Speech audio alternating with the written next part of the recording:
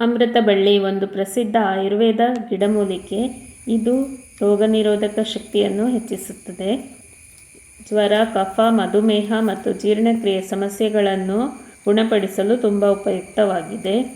ಇದು ದೇಹದಲ್ಲಿನ ವಿಷಕಾರಿ ಅಂಶಗಳನ್ನು ಹೊರಹಾಕಲು ಸಹಾಯ ಮಾಡುತ್ತದೆ.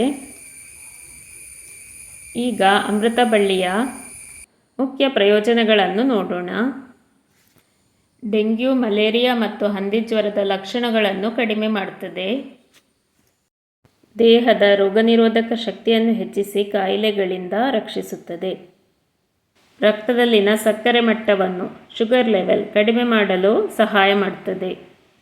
ಕೆಮ್ಮು, ಕಫ ಮತ್ತು ಅಸ್ತಮಾ ರೋಗಿಗಳಿಗೆ ತುಂಬ ಒಳ್ಳೆಯದು. ಹೊಟ್ಟೆಯ ಸಮಸ್ಯೆಗಳನ್ನು ಸರಿಪಡಿಸಿ ಜೀರ್ಣಕ್ರಿಯೆಯನ್ನು ಸುಧಾರಿಸುತ್ತದೆ.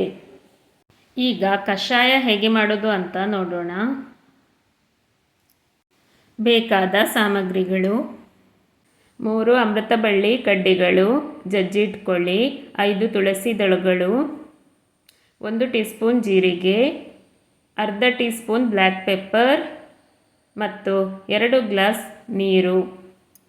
ಅಮೃತಬಳ್ಳಿ, ಜೀರಿಗೆ, ಕಾಳುಮೆಣಸು ಜಜ್ಜಿಕೊಳ್ಳಿ. ನೀರನ್ನು ಕುದಿಲಿಕ್ಕೆ ಇಡಿ.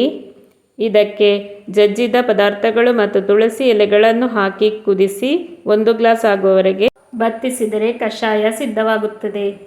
ಮಾಹಿತಿ ಇಷ್ಟವಾಗಿದ್ದಲ್ಲಿ ಅಕ್ಷತಾ ಕೆ ಯೂಟ್ಯೂಬ್ ಚಾನೆಲನ್ನು ಲೈಕ್, ಶೇರ್, ಸಬ್ಸ್ಕ್ರೈಬ್ ಮಾಡಿ. Thank you.